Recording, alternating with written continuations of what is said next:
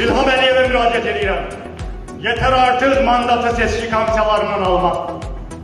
Sıravi polislerden mandat almak yeter artık. Dünya değişir. Azerbaycan da değişmelidir. Azerbaycan halkı seçki tələb edir. Hem de açık bir mənalı beyan edirəm.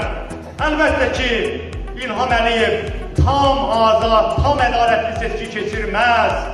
Ben bilirəm ki İlham Əliyev hakimiyyətdəykən mesela Avrupa ülkelerinde olan bir seçkini biz hayal edebilmerik. Onu biz geçireceğiz. Ama İlham Əliyevə müraciət edirəm.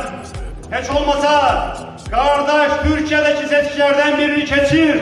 Cesur ol. Çık bu milletin karşısına. Ne vakta kadar bu milletin karşısına polis göndereceksen. Siyaset siyasetçi işidir. Çık bu milletin karşısına. Çık benimle debata. Çık benimle seçki yarışına. Emin Şəkərlə